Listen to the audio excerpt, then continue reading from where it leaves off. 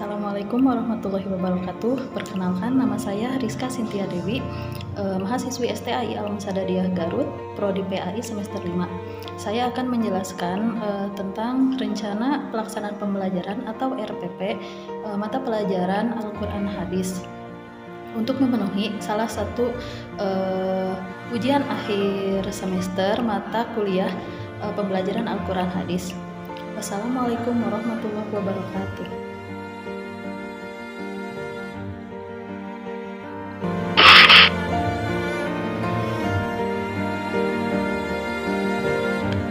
Berikut rencana pelaksanaan pembelajaran atau RPP.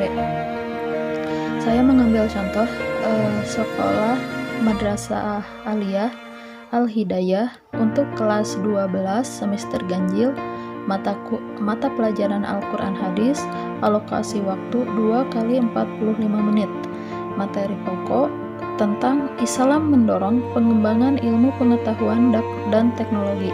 Untuk KD-nya 3.4 dan 4.4 yang sudah disesuaikan dengan silabus. Untuk tujuan pembelajaran, melalui kegiatan mengamati, menanya, mengeksplorasi, asosiasi, dan mengkomunikasikan, peserta didik mampu yang pertama membaca dan menerjemahkan Quran Surat Al-Alaq ayat 1 sampai dengan 5 tentang perintah membaca dengan baik. Yang kedua, menyajikan simpulan isi kandungan Quran Surat Al-Alaq ayat 1 sampai dengan 5 tentang perintah membaca dengan baik. Dan yang ketiga, mengomunikasikan isi kandungan Quran Surat Al-Alaq ayat 1 sampai dengan 5 tentang perintah membaca di lingkungannya dengan baik. Dan yang keempat, mengamalkan nilai-nilai yang terdapat dalam Quran Surat Al-Alaq ayat 1 sampai dengan 5 tentang perintah membaca dengan baik. Untuk media yang saya gunakan, saya menggunakan worksheet atau lembar kerja siswa, kemudian lembar penilaian, juga LCD proyektor atau slide presentasi atau PPT. Dan untuk alat dan bahan, saya menggunakan penggaris, spidol, dan papan tulis, juga laptop dan infocus. Dan jika memungkinkan untuk menunjang, yaitu internet. Kemudian dalam kegiatan pembelajaran harus memenuhi 3 aspek, yaitu yang pertama pendahuluan, yang kedua kegiatan inti, dan yang ketiga penutup. Yang pertama adalah pendahuluan, yaitu dimulai dari peserta didik memberi salam dan membimbing siswa berdoa. Yang kedua, guru mengecek kehadiran peserta didik dan memberi motivasi. Yang ketiga, guru menyampaikan tujuan dan manfaat pembelajaran tentang topik yang akan diajarkan.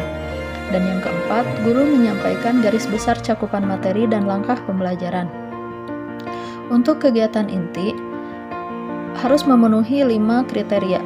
Yang pertama, kegiatan literasi. Yang kedua, critical thinking. Yang ketiga, collaboration. Yang keempat, communication. Yang kelima, creativity. Yang pertama, kegiatan literasi. Peserta didik diberi motivasi dan panduan untuk melihat, mengamati, membaca, dan menuliskannya kembali. Mereka diberi tayangan dan bahan bacaan terkait materi Quran Surat Al-Alaq ayat 1 sampai dengan 5 tentang perintah membaca. Yang kedua, critical thinking atau berpikir kritik. Guru memberikan kesempatan untuk mengidentifikasi sebanyak mungkin hal yang belum dipahami, dimulai dari pertanyaan faktual sampai ke pertanyaan yang bersifat hipotetik. Pertanyaan ini harus tetap berkaitan dengan materi Quran Surat Al-Alaq ayat 1 sampai dengan 5 tentang perintah membaca. Dan yang ketiga, collaboration atau kerjasama. Peserta didik dibentuk dalam beberapa kelompok untuk mendiskusikan, mengumpulkan informasi, dan mempresentasikan ulang, dan saling bertukar informasi mengenai Quran Surat Al-Alaq ayat 1 sampai dengan 5 tentang perintah membaca. Dan yang keempat dalam kegiatan inti yaitu communication atau berkomunikasi. Peserta didik mempresentasikan hasil kerja kelompok atau individu secara klasikal mengemukakan pendapat atas presentasi yang dilakukan, kemudian ditanggapi kembali oleh kelompok atau individu yang mempresentasikan. Dan yang terakhir dalam kegiatan inti yaitu creativity atau kreativitas. Guru dan peserta didik membuat kesimpulan tentang hal-hal yang telah dipelajari terkait Quran Surat Al-Alaq ayat 1 sampai dengan 5 tentang perintah membaca. Peserta didik kemudian diberi kesempatan untuk menanyakan kembali hal-hal yang belum dipahami. Kemudian dalam kegiatan penutup dalam pembelajaran, yaitu yang pertama, guru bersama peserta didik merefleksikan pengalaman belajar. Yang kedua, guru memberikan penilaian lisan secara acak dan singkat. Yang ketiga, guru menyampaikan rencana pembelajaran pada pertemuan berikutnya dan berdoa. Untuk penilaian hasil pembelajaran siswa, yang pertama penilaian sikap, yaitu berupa lembar pengamatan. Yang kedua, penilaian pengetahuan, yaitu lembar kerja peserta didik. Dan yang ketiga, penilaian keterampilan, yaitu kinerja dan observasi diskusi.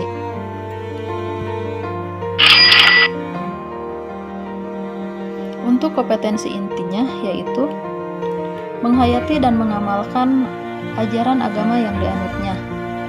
Dan yang kedua, menghayati dan mengamalkan perilaku jujur, disiplin, tanggung jawab, peduli, gotong royong, kerjasama, toleran, damai, santun, responsif, dan proaktif dalam menunjukkan sikap sebagai bagian dari solusi atas berbagai permasalahan dalam berinteraksi secara efektif, sosial dan alam serta dalam menempatkan diri sebagai cerminan bangsa dan pergaulan dunia.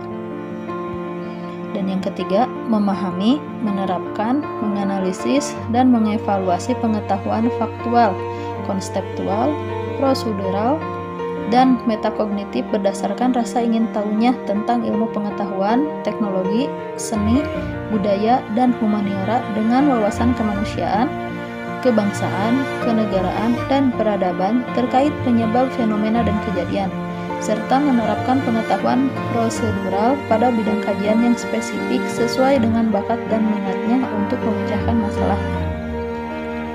Kompetensi inti yang keempat yaitu mengolah, menalar, menyaji, dan mencipta dalam ranah konkret dan ranah abstrak terkait dengan pengembangan dari yang dipelajarinya di sekolah secara mandiri, serta bertindak secara efektif dan kreatif, dan mampu menggunakan metode sesuai kaidah keilmuan. Kemudian untuk kompetensi dasarnya, yang pertama mengamalkan ajaran Islam tentang pengembangan ilmu pengetahuan. Yang kedua, mengamalkan semangat dalam menuntut ilmu. Yang ketiga, menganalisis Quran Surat Al-Alaq ayat 1 sampai dengan 5 tentang perintah membaca. Dan yang keempat, mendemonstrasikan hafalan, terjemahan ayat, dan hadis tentang ilmu pengetahuan. Dan yang terakhir, menyajikan hasil analisis ayat dan hadis tentang ilmu pengetahuan.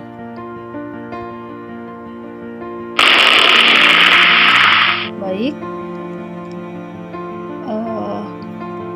sekarang saya akan mempraktekkan pengajaran pembelajaran daring untuk siswa kelas 12 Madrasah Aliyah. Bismillahirrahmanirrahim. Assalamualaikum warahmatullahi wabarakatuh. Bagaimana kabarnya? Apakah semua baik? Semoga kita selalu dalam lindungan Allah Subhanahu wa Ta'ala. Sebelum memulai pembelajaran, mari kita berdoa. Berdoa dimulai. Selesai. Baik, untuk materi sekarang kita akan membahas bab 3 tentang mengembangkan ilmu pengetahuan dan teknologi, yaitu sesuai dengan Quran Surat Al-Alaq ayat 1 sampai dengan 5 yang bunyinya Bismillahirrahmanirrahim. Iqra bismi rabbikal ladzi khalaq, khalaqal insana min 'alaq. Iqra wa rabbukal akram, alladzi 'allama bil qalam, 'allamal insana ma lam ya'lam. Shadaqallahul azim. Yang artinya, bacalah dengan menyebut nama Tuhanmu yang menciptakan. Dia telah menciptakan manusia dari segumpal darah. Bacalah, dan Tuhanmu lah yang maha mulia, yang mengajar manusia dengan pena. Dia mengajarkan manusia yang tidak diketahuinya. Quran Surat Al-Alaq ayat 1-5.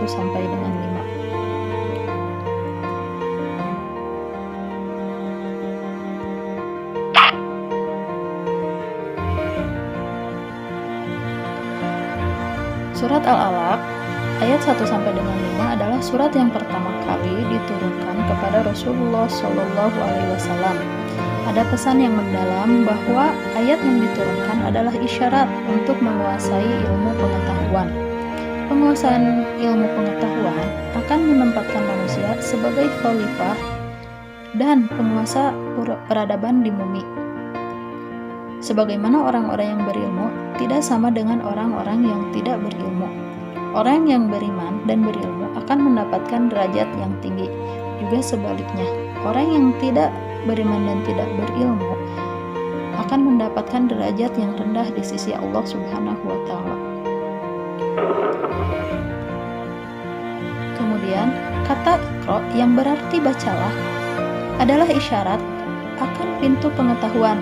Perintah baca yang ada dalam surat tersebut bukan saja membaca ayat-ayat tersurat atau Qur'aniyah atau kauliyahnya saja, tetapi juga ayat-ayat yang tersirat dalam semesta atau kauniyah. Ayat kauliyah ialah tanda-tanda kebesaran Allah Subhanahu wa Ta'ala yang berupa firman-Nya, yaitu Al-Quran. Dan ayat-ayat kauniyah ialah tanda-tanda kebesaran Allah Subhanahu wa Ta'ala yang berupa keadaan alam semesta. Contohnya seperti kejadian-kejadian di alam semesta, seperti adanya bulan purnama, adanya gerhana matahari, gerhana bulan, perputaran bumi, adanya alam semesta dan berupa isinya, ataupun kejadian saat ini seperti adanya wabah COVID-19. Itu merupakan tanda-tanda kebesaran Allah. Jika Allah menghendaki, tidak ada yang sulit baginya.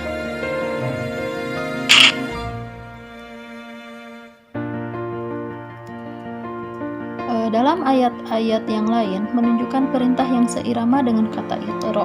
Misalnya perintah bertadabur, berpikir, merenungkan, melihat, mendengar kejadian-kejadian di alam semesta.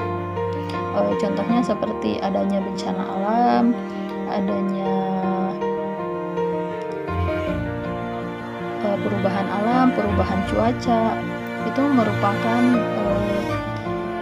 kejadian-kejadian di alam semesta. Kemudian budaya membaca akan menyingkap dan menemukan banyak ilmu. Penguasaan ilmu, pengetahuan, dan teknologi mempermudah manusia dalam menjalani kehidupan. Budaya membaca,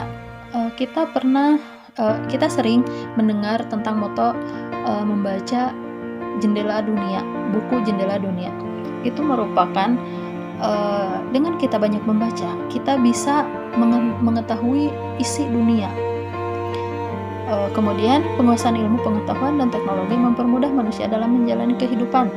Seperti contohnya dalam keadaan seperti sekarang ini, kita dibatasi untuk bergerak bebas atau untuk menuntut ilmu, untuk pergi ke sekolah. Tetapi dengan penguasaan ilmu dan pengetahuan dan teknologi, kita dapat mudah dalam mencari ilmu atau dalam melaksanakan pembelajaran, seperti pembelajaran yang tadinya di dalam kelas sekarang dilaksanakan secara daring.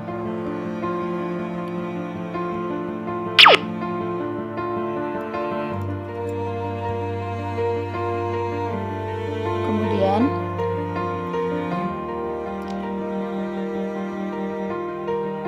menuntut ilmu itu hukumnya fardu ain, artinya bahwa setiap orang Islam wajib menuntut ilmu, terutama ilmu-ilmu agama. Kemudian, perjalanan untuk mendapatkan ilmu termasuk pekerjaan yang bernilai ibadah, bahkan bisa disebut sedang berjihad, sehingga Rasulullah SAW mengibaratkan mencari ilmu seperti perjalanan menuju surga. Yang ketiga, ilmu pengetahuan dan teknologi. Kalau digunakan sesuai dengan proporsinya, akan banyak mendatangkan kemudahan dan memberikan kenyamanan hidup, termasuk dapat membantu memperlancar pelaksanaan ibadah. Kedudukan orang yang memiliki ilmu itu lebih tinggi dari orang yang ahli ibadah. Kenapa? Karena orang yang berilmu akan melaksanakan ibadah sesuai dengan ilmunya. Sementara orang ahli ibadah belum tentu mengilmui ibadah yang dilakukannya. Selanjutnya, tidak sama kedudukan orang yang berilmu dan orang yang tidak berilmu. Yang memiliki ilmu mempunyai kedudukan yang lebih tinggi dan mulia, baik di dunia dan di akhirat. Maka umat Islam diwajibkan untuk menuntut ilmu. Di dalam Al-Quran terdapat tidak kurang dari 16 ayat yang Allah Subhanahu wa Ta'ala menutup ayat-ayat semesta ini dengan kalimat ulul albab. Dapat dikatakan bahwa ulul albab merupakan kelompok manusia tertentu yang diberi keistimewaan oleh Allah Subhanahu wa Ta'ala. Di antara keistimewaannya adalah mereka diberi al-hikmah, kebijaksanaan dan pengetahuan. Di samping pengetahuan yang diperolehnya, mereka secara empiris, mereka mampu belajar dari sejarah berbagai bangsa, kemudian disimpulkannya satu pelajaran yang bermanfaat, yang dapat dijadikan petunjuk dalam mengambil keputusan di dalam kehidupan ini. Berikut sifat-sifat ulul albab. Yang pertama, bersungguh-sungguh mencari ilmu. Termasuk di dalamnya kesenangannya mentadaburi ciptaan Allah Subhanahu wa Ta'ala di langit dan di bumi, dan mentasyakuri dengan memanfaatkan nikmat Allah Subhanahu wa Ta'ala menggunakan akal pikiran sehingga kenikmatan itu semakin bertambah. Yang kedua, mampu memisahkan yang jelek dari yang baik. Kemudian ia memilih yang baik walaupun ia harus sendirian mempertahankan kebaikan itu, dan walaupun kejelekan itu dipertahankan oleh sekian banyak orang.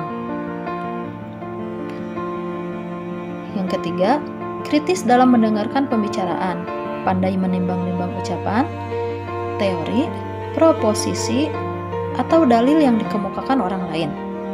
Yang keempat, bersedia menyampaikan ilmunya kepada masyarakat lain untuk memperbaiki masyarakatnya, bersedia memberi peringatan kepada masyarakat. Jadi ulul albab Jadi sikap dari ulul albab itu bersedia menyampaikan ilmunya. Jadi ketika dia mempunyai ilmu, dia tidak hanya menggunakan ilmunya itu untuk sendiri, tetapi dia manfaatkan untuk kepentingan orang banyak. Kemudian yang kelima, ulul albab tidak takut kepada siapapun kecuali kepada Allah Subhanahu wa Ta'ala. Dalam Al-Quran berkali-kali disebutkan bahwa ulul albab hanya takut kepada Allah.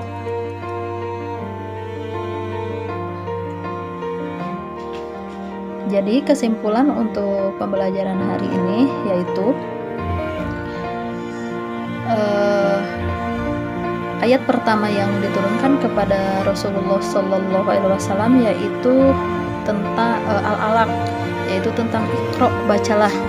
Jadi amat sangat penting dan wajib hukumnya kita sebagai manusia untuk terus belajar, tidak terbatas oleh tempat, waktu, dan kepada siapapun kita bisa mengambil pembelajaran dan hikmah. Cukup sekian materi yang dapat saya sampaikan dan terima kasih. Wassalamualaikum warahmatullahi wabarakatuh.